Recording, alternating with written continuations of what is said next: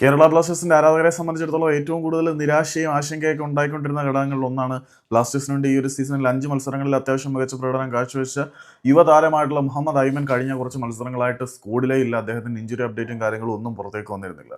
പക്ഷേ ഏറ്റവും ഒടുവിലായിട്ട് ഇന്നലെ രാത്രി പുറത്തേക്ക് വന്ന അപ്ഡേറ്റ് അനുസരിച്ച് ഐമൻ അടുത്ത മത്സരം കളിക്കാൻ അവൈലബിൾ ആയിരിക്കും എന്നാണ് അറിയാൻ കഴിയുന്നത്. ഐമന് എന്തൊക്കെയോ ഹെൽത്ത് ഇഷ്യൂസും കാര്യങ്ങളൊക്കെ ഉണ്ടായിരുന്നു. പുള്ളി കംപ്ലീറ്റ് മാച്ച് ഫിറ്റ്നസ് നേടിയെടുത്ത് ടീമിൽ ഇറങ്ങാൻ പര്യാപ്തനായിരിക്കുകയാണ്. അതുകൂടാതെ മറ്റൊരു അപ്ഡേറ്റ് ഉണ്ട്. എന്താണെന്ന് വെച്ചാൽ അസറിന്റെ കാര്യത്തിലും വേറെ പ്രശ്നവും കാര്യങ്ങളും ഒന്നുമില്ല. അസർ റിസർവ് ടീമിന് വേണ്ടി കേരള ബ്ലാസ്റ്റേഴ്സിന്റെ ജേഴ്സി അണിഞ്ഞ് കളിക്കാൻ ഇറങ്ങിയിട്ടുണ്ട്. അപ്പം കേരള ബ്ലാസ്റ്റേഴ്സിന്റെ ലക്ഷദ്വീപിൽ നിന്ന് വന്ന ഇരട്ടമുത്തുകളായിട്ടുള്ള അസറും ഐമനും മത്സരങ്ങൾ കളിക്കാൻ പര്യാപ്തരാണ്. നവാസ് സദോയി ഇല്ലെങ്കിലും ഒരുപക്ഷെ ഐമൻ ആ ഒരു പൊസിഷനിൽ വരാൻ പര്യാപ്തനായിട്ട് ഇരിക്കുന്നുണ്ട് എന്നുള്ളത് ബ്ലാസ്റ്റേഴ്സിന്റെ ആരാധകർക്ക് സന്തോഷം നൽകുന്ന കാര്യമാണ്. പക്ഷെ ഐമനെക്കാട്ടിൽ കുറച്ചുകൂടി ഇമ്പാക്റ്റ് ഐമനേക്കാൾ പ്രായം കുറഞ്ഞ കോറോ സിംഗ് അവിടെ ഉണ്ടാക്കുന്നുണ്ട് എന്നുള്ളതും എടുത്തു പറയേണ്ടതാണ്.